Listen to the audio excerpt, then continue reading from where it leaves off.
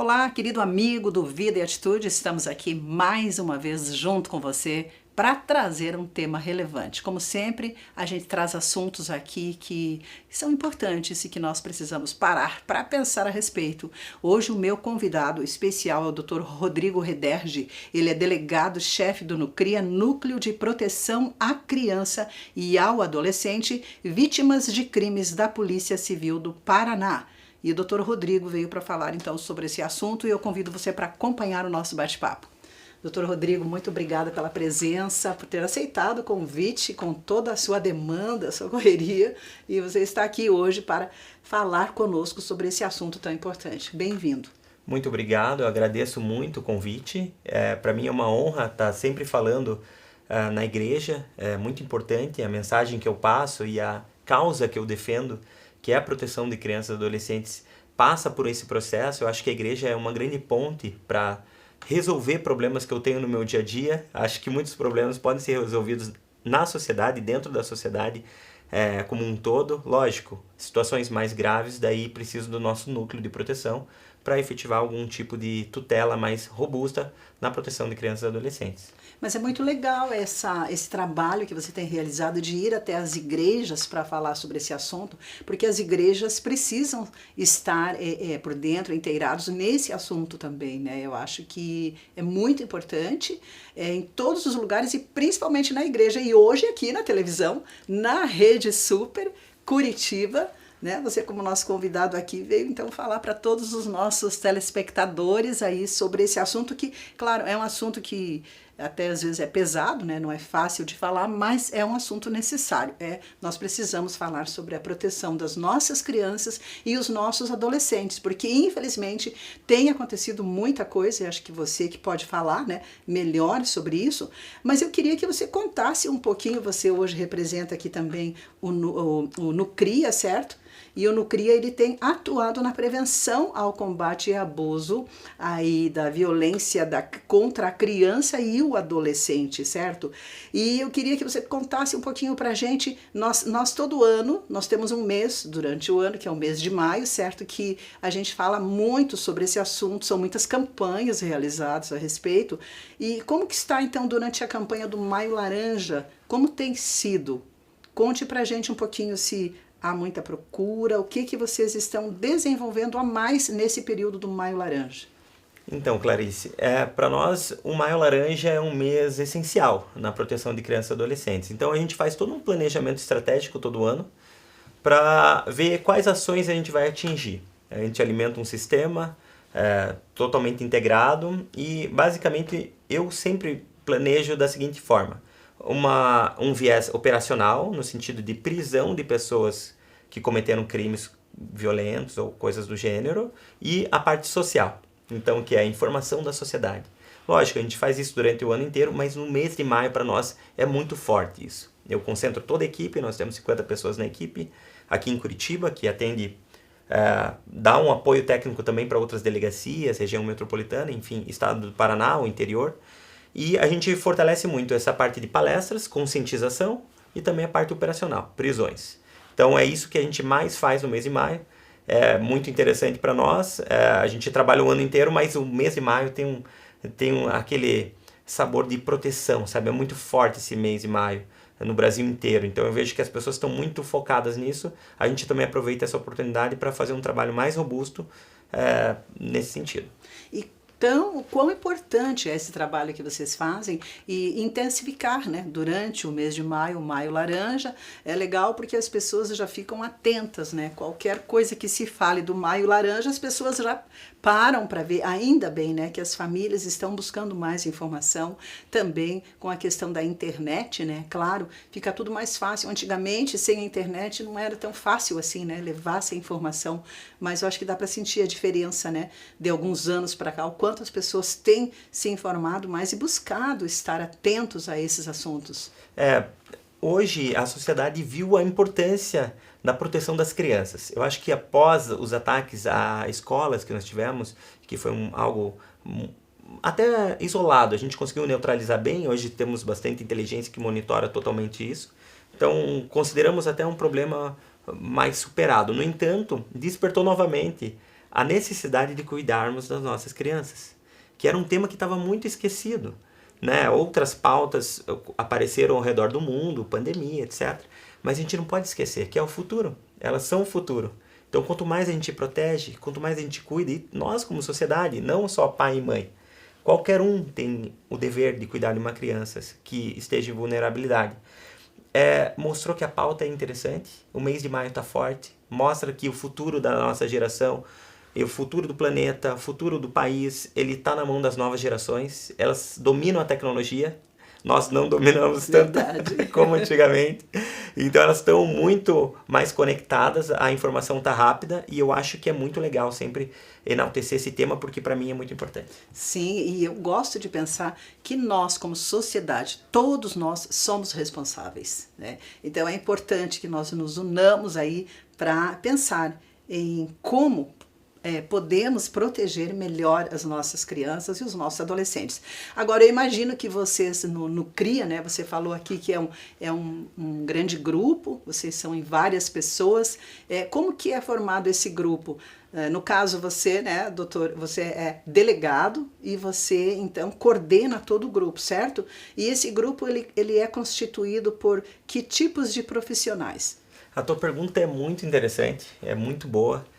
As pessoas não sabem mais ou menos como a gente trabalha. Nós somos um núcleo de proteção à criança e adolescente, é uma delegacia aqui em Curitiba, mas nós damos suporte a todo o estado do Paraná. Nós temos 50 pessoas atuando, somos em 3 delegados, eu sou o delegado-chefe, mas temos uma equipe de investigação bem grande, com mais de 20 policiais, e também temos a nossa equipe de psicólogos, que isso que é muito interessante. Muito importante. Porque a gente precisa muito dos psicólogos. Eles que fazem a escuta especializada, que é a primeira escuta da criança, quando ela foi vítima de um crime ou alguma violência. Então, a nossa equipe técnica está ali. Então, nós temos essa frente também dos psicólogos que recepcionam a criança. Nós temos um espaço lúdico na delegacia, ela é inteira pintada. Nem parece uma delegacia, as paredes todas pintadas com animações, etc., para convidar a criança a se sentir bem recepcionada. E lá nós conseguimos extrair a verdade, descobrir crimes, investigar. Fazemos investigações robustas, tanto interestadual como com outras forças policiais ao redor do mundo. Então, Interpol, Serviço Secreto Americano. Então, a gente faz todo um trabalho bem robusto de investigação. Não só prisão em flagrante, que é aquela prisão mais simples, que a polícia militar conduz até a delegacia. Não, a gente faz muita investigação de repressão qualificada, que é aquela investigação que fica oculta até o momento da prisão. E que importante isso que você falou dos psicólogos, porque as crianças elas precisam ser ouvidas, né? E muitas vezes em casa a impressão que se tem quando a gente acompanha alguns casos, né, de pedofilia, enfim, de abuso contra a criança ou adolescente, muitas vezes os pais têm dificuldade, né, infelizmente, em acreditar ou admitir, né, que algo está acontecendo, ou entender a linguagem da criança. Então, nada como uma equipe preparada, né, como psicólogos, para saber que pergunta fazer, né? O que significa aquela frase ou aquele movimento que a criança fez, aquele desenho, de repente, pode mostrar muita coisa, não pode? Muita coisa. É engraçado, sempre fazem uma associação entre a vítima criança e a vítima mulher. A delegacia da mulher, a delegacia da criança. Mas eu sempre gosto de enaltecer, demonstrar que a criança ela é difícil de ler, ela não é tão simples. Então, um adulto, por mais que seja uma mulher em situação de vulnerabilidade, muitas vezes em decorrência do relacionamento, ela é mais fácil de transmitir a sua informação. Uhum. A criança ela tem essa dificuldade, então você tem que ter primeiro um rapport, uma aproximação, para depois conseguir extrair a verdade. E nem sempre é a verdade. Ela tem medo, tem que ter uma condução especializada. Então é muito interessante esse tema, porque de fato ter essa proximidade com a criança não é tão fácil. Tem alguns sinais que identificam. Então, por exemplo, a regressão que a gente fala, uma criança que regride aos velhos hábitos, já é um indicativo de que possivelmente algo de errado está acontecendo. Somado muitas vezes a um baixo rendimento escolar, um distanciamento com os pais, isso pode despertar nesses genitores, nesses pais, a atenção para dizer, opa, está acontecendo alguma coisa, vamos fazer um acompanhamento psicológico. Identificamos uma situação, daí é o momento de denunciar um crime.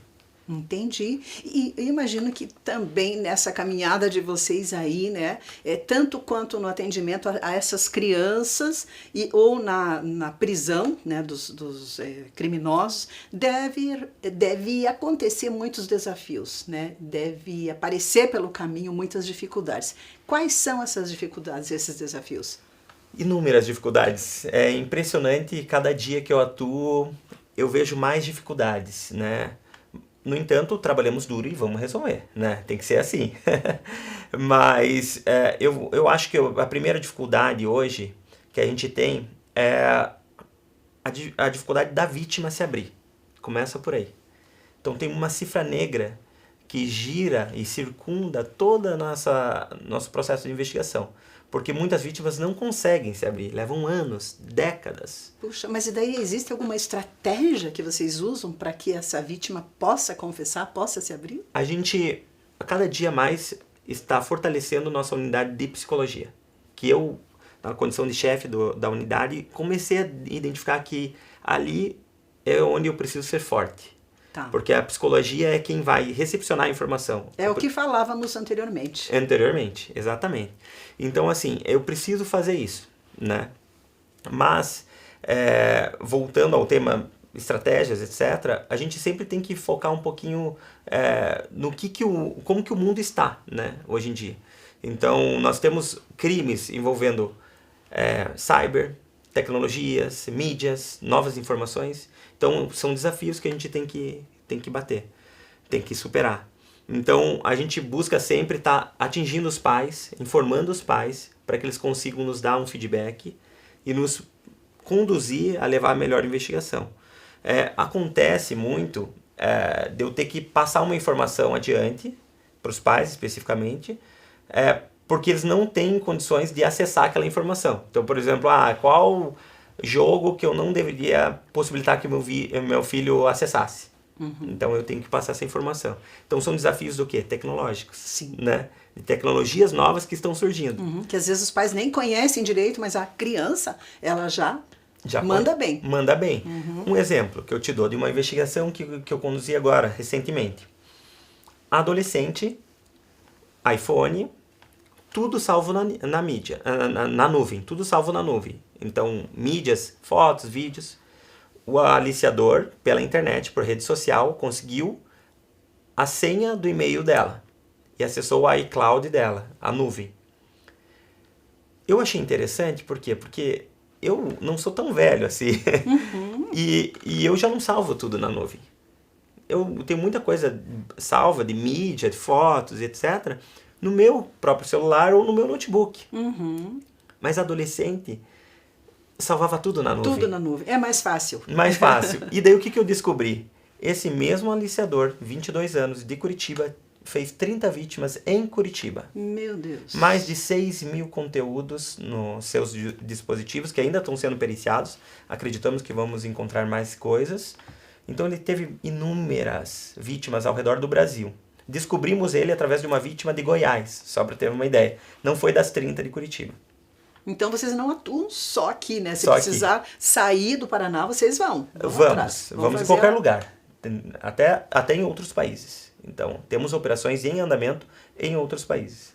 Então, isso que foi engraçado, que me despertou a atenção. Eu falei, poxa, ele teve inúmeras, dezenas de vítimas e todas salvavam no Google Drive as imagens. Será que um jovem está utilizando essa nova tecnologia? Será que é uma regra? Será que não é? Eu tenho que me informar. Veja que dificuldade. E os pais, às vezes, realmente, não estão acompanhando. É verdade. Então, é um detalhe, parece simples, mas muda tudo. Muda tudo, com certeza. O acesso à informação, o acesso ao celular. Sim. Talvez a conta do Google Drive, conversar, dialogar com o filho, talvez, não vou salvar no Google Drive, então criar uma segurança em 2 etapas, evitar, ou o pai ter acesso também ao e-mail. Uhum. Tem todo um trabalho também de relação afetiva entre pais e filhos, para não gerar aquela invasão de privacidade do filho. Então, são questões complexas que envolvem o meu processo de investigação. Tá entendendo? Entendi. É um grande desafio. É um grande desafio. Uhum. É maior do que a gente imagina, né? Doutor, E eu imagino que vocês trabalham com muitas parcerias também, né? Quais são as parcerias mais importantes que o Nucria estabeleceu para fortalecer a rede de proteção aí, né? Contra a violência, né? Contra a criança e o adolescente? E essas colaborações, elas têm contribuído aí na eficácia do trabalho de vocês? Que tipos de parcerias são importantes? Primeiramente, agradecendo já o convite aqui, eu gosto muito dessa parceria com a igreja, como eu já comecei falando. Então, eu acho que é uma parceria para mim muito efetiva. Eu vejo que o resultado é positivo demais. No entanto, falando um pouco mais de parceria no nosso dia a dia, não só de informação, mas falando de questões mais técnicas, a gente tem uma parceria muito forte com os hospitais. Hoje, o Hospital Pequeno Príncipe de Curitiba, muitas questões em final de semana são recepcionadas por eles. Uma criança está com suspeita de abuso sexual. Vai direto para o HPP e lá no Hospital do Pequeno Príncipe eles pedem para a gente confeccionar um boletim de ocorrência e emitir uma guia de lesão corporal ou de outra violência. Enfim, a gente trabalha muito com essa parceria do HPP, porque é interessante para nós, é um grande parceiro. Então, temos parcerias com a Defensoria Pública. Essa é uma parceria que eu firmei no início desse ano, porque eu identifiquei que nossos problemas também são sociais. Então envolve guarda, disputa de guarda, alienação parental. E muitas vezes a questão civil, ela era o pano de fundo do meu crime. Então eu estava investigando um crime que na verdade tinha uma causa civil. Então eu criei essa parceria já no início do ano com a Defensoria Pública para que eles resolvessem a questão civil, né? Tentassem resolver, e nós a parte criminal. Então eu vejo como uma parceria bem duradoura. No entanto, a gente tem várias frentes, né? Parcerias com polícias de outros estados, temos parcerias com o próprio Poder Judiciário, com o Espaço Laços e Afetos, que é um espaço de aproximação entre pais e filhos. Então a gente trabalha sempre o máximo possível na garantia de proteção. Então qualquer entidade que esteja interessada em proteger, provavelmente um dia ou outro a gente vai ser parceiro, porque não tem saída. Legal. E conte conosco aqui como o programa Vida e Atitude, tá? Com a gente, né? Aqui com toda a equipe, com a Rede Super, como parceiros aí de vocês. Tá? Muito obrigado. E eu queria perguntar uma coisa para você. Eu acho extremamente importante aí para as famílias que estão nos assistindo, para os pais, os avós, os familiares, né?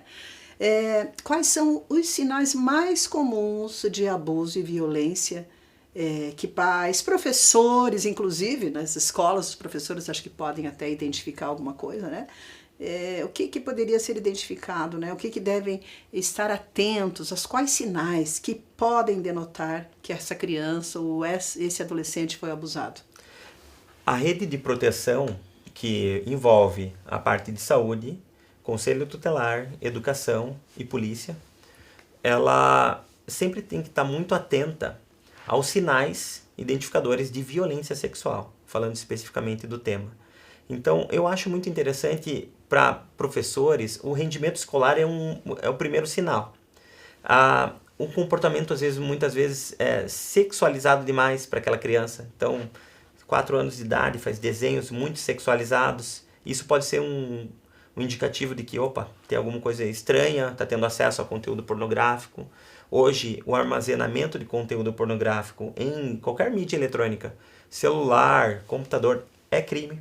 Então, eu tenho pornografia infantil no meu celular, mesmo que não fui eu que produzi, eu recebi num grupo de WhatsApp, eu estou incorrendo em crime. Só por armazenar. Só por salvar ali já é crime. Só por salvar. Por quê? Porque qual a intenção da lei? Se você tem, é que alguém produziu. Não interessa onde, em qual local do mundo. Então, nós fizemos uma operação ano passado, a Bad Vibes. Ela foi advinda de lá de Pretória. O Serviço Secreto Americano nos passou uma informação que quebraram o sigilo de um celular em Pretória e identificaram suspeitos no Brasil. Me mandaram 13 alvos, nós efetivamos a prisão de 7 deles. Confirmamos a denúncia e prendemos. O que vem de interessante nesse fato, né, é que ele transcende qualquer fronteira, né, o crime. Então, é muito interessante ver por esse lado também, né? Sim. E será que o abusador, ele tem cara? Ele tem jeito? Ou ele é uma pessoa que aparentemente é uma pessoa normal e não não demonstra nada de diferente assim? Quais os cuidados que a gente deve ter com as pessoas, né? Ao redor, com os nossos filhos, os nossos netos, enfim, as nossas crianças e adolescentes.